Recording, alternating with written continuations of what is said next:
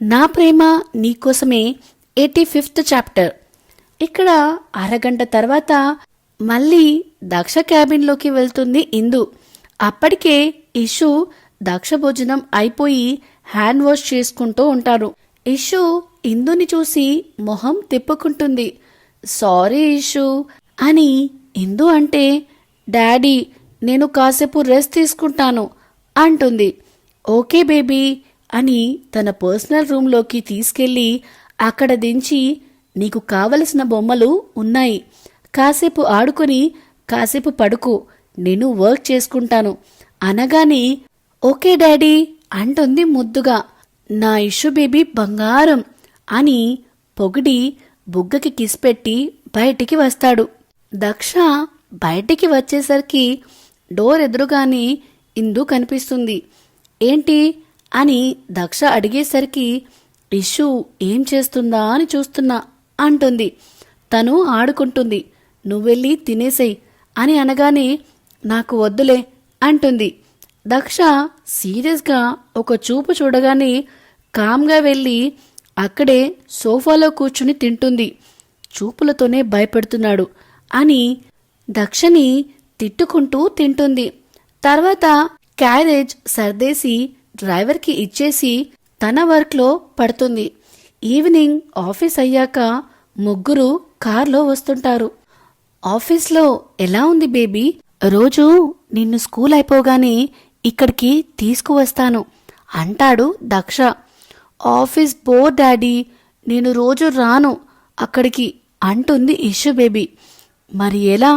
నేను మమ్మ లేకుండా మేము వచ్చే వరకు ఒక్కదానివే ఉండగలవా అని అంటే కాసేపు ఆలోచించి నేను స్కూల్ అయిపోగానే తాతయ్య వాళ్ళింటికి వెళ్తాను అంటుంది ఇషు బేబీ.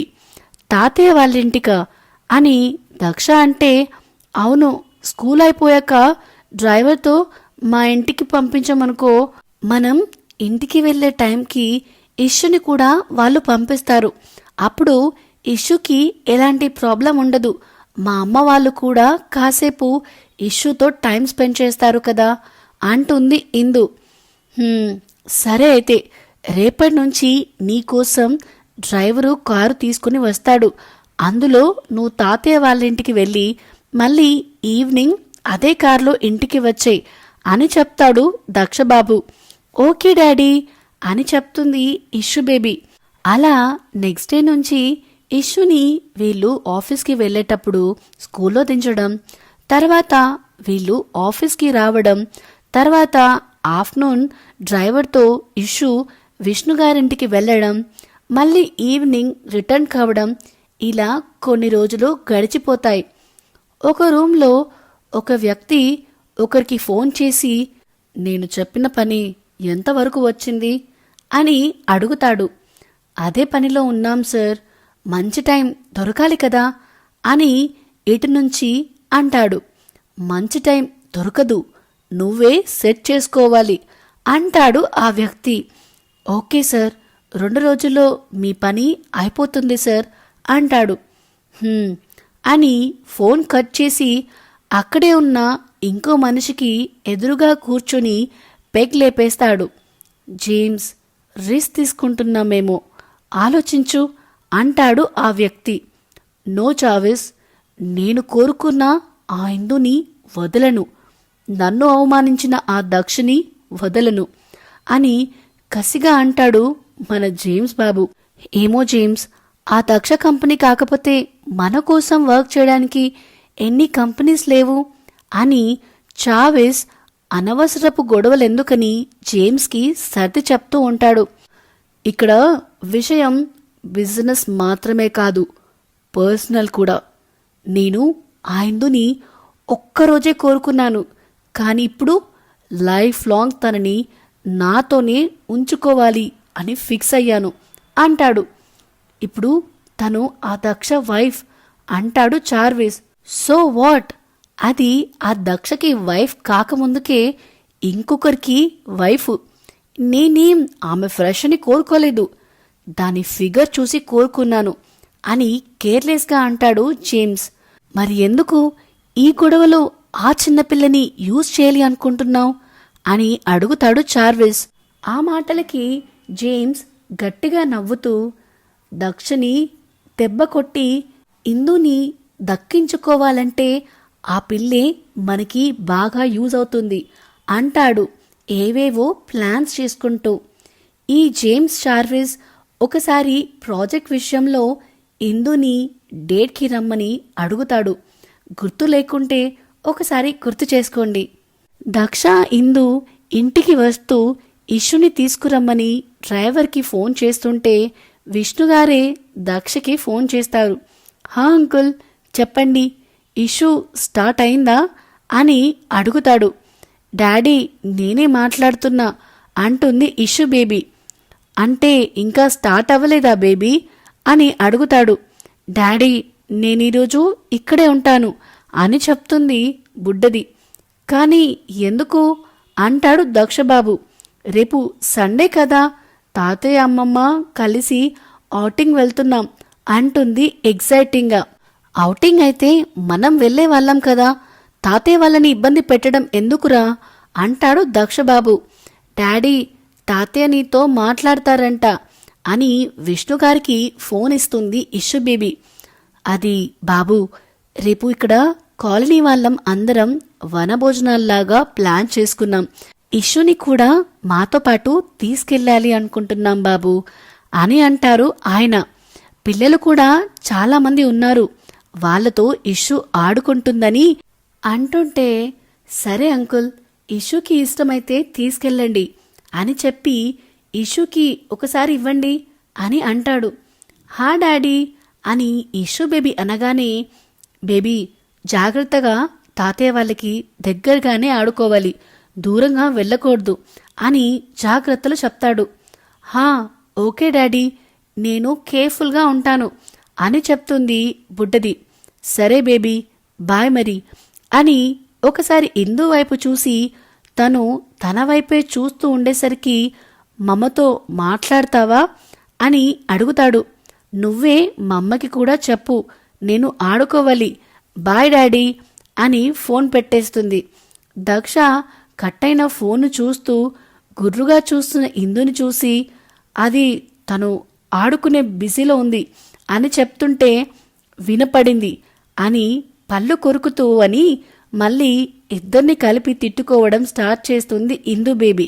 దక్ష ఇంకా ఇందు ఇద్దరు ఇంటికి వచ్చేసరికి ఇందుకి ఫోన్ వచ్చి హాల్లోనే ఆగిపోతే దక్ష తన రూమ్కి వెళ్ళిపోతాడు. మీ సంసారం ఇప్పటికైనా పట్టాలెక్కిందా అమ్మాయి అని అడుగుతారు పుష్పగారు ఇందుని ఫోన్లో. ఆవిడ వాయిస్కి భయపడుతూనే అది ఇది అని నాంచుతూ ఉంటే అర్థమైంది, మీ సంసారం కూడా నీ నాంచుడులాగానే ఉందని. నాకిప్పుడు అనిపిస్తుంది మీరు కేవలం మీ కూతురు కోసమే పెళ్లి చేసుకున్నారని. నిజమేనా అని అడుగుతారు గంభీరంగా. అది నిజమే కాబట్టి ఇందు మౌనంగా ఉంటుంది. నాకొకటి చెప్పు, మీ ఇద్దరూ దూరంగా ఉండటానికి కారణం నువ్వా దక్షణ అని అడుగుతారు ఆవిడ. ఇందు నోరు విప్పబోతుంటే నిజమే కావాలి నాకు అని అంటారు సీరియస్గా. నేనే అంటుంది ఇందు. పుష్పగారికి కోపం బాధ రెండూ వస్తాయి. అది అత్తయ్య అని ఇందు మాట్లాడుతుంటే ఆపింక అంటారు కోపంగా. ఇందు మౌనంగా మారేసరికి ఆల్రెడీ ఒకసారి నా కొడుకు జీవితాన్ని నాశనం చేసే చచ్చేలా చేశావు. ఏదో దేవుడి దయ వల్ల నార్మల్ అవుతున్నాడనుకుంటే ఇప్పుడు మళ్ళీ ఎటూ కాకుండా వాడి జీవితాన్ని నాశనం చేయాలనుకుంటున్నావా ఇందు? నీ కూతురు సంతోషం కోసం స్వార్థంగా ఆలోచించి నా కొడుకు జీవితాన్ని నాశనం చేయాలనుకోవడం నీకు న్యాయంగా ఉందా ఇందు అని బాధగా అడుగుతారు పుష్పగారు. ఆవిడ బాధ అర్థమవుతున్నా ఏమీ సమాధానం చెప్పలేక కన్నీళ్లు పెట్టుకుంటుంది ఇందు. చెప్పిందు, నువ్వు చేసింది నీకైనా న్యాయంగా అనిపిస్తుందా అని అడుగుతారు పుష్పగారు. సారీ అత్తయ్య అని అంటుంది. నీ సారీ వల్ల ఏం జరుగుతుంది? నా కొడుకు సంతోషంగా ఉంటాడా? చెప్పు, నీతో 100 సారీలు చెప్పించుకుంటాను అంటారు పుష్పగారు. ఇందు మౌనంగా ఉండేసరికి నీకు విడాకులిచ్చి వేరే పెళ్లి చేసుకో అన్నా వాడు మా మాట వినడు, మిమ్మల్ని వదిలిపెట్టడు. కొంపతీసి దక్షకి పిల్లలు పుడితే ఇష్యుని మేము సరిగ్గా చూసుకోమని అనుకుంటున్నావా ఇందు అని అడుగుతారు పుష్పగారు. అదేం లేదత్తయ్య, నేను అలా అనుకోవట్లేదు అంటుంది ఇందు. మరి అది కాకపోతే ఇంకేంటి?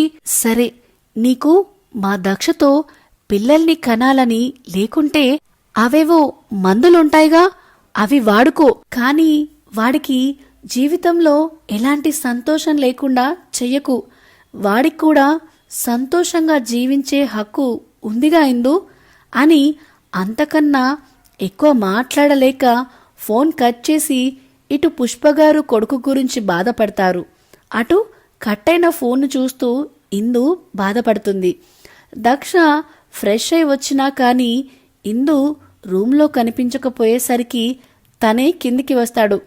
ఏడుస్తూ సోఫాలో కూర్చున్న ఇందుని చూసి తనకి ఎదురుగా వచ్చి నిలబడి, ఏంటి ఇషు మాట్లాడలేదని ఏడుస్తూ కూర్చున్నావా అని అడుగుతాడు.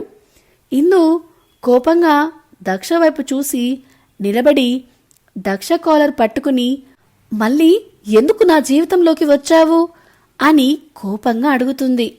దక్ష మాత్రం ఎలాంటి రియాక్షన్ లేకుండా ఏమైంది అని అడుగుతాడు. సో ఇదేనండి నా ప్రేమ నీకోసమే 85th చాప్టర్. ఇద్దరూ ఒంటరిగా ఉంటారు కదా, రచయిత్ర గారు ఇక్కడ రొమాన్స్ రాస్తారేమో అని ఎక్స్పెక్ట్ చేశాను. కానీ మళ్ళీ వీళ్ళిద్దరి మధ్య ఫైటింగ్ సీనే రాశారు. ఈ వీడియో కనుక మీకు నచ్చినట్టయితే please like, share and comment చేయండి. అలానే ఇలాంటి కొత్త కథల కోసం మన channel the novel whisperer with Vinayani subscribe చేసుకోండి. Thank you.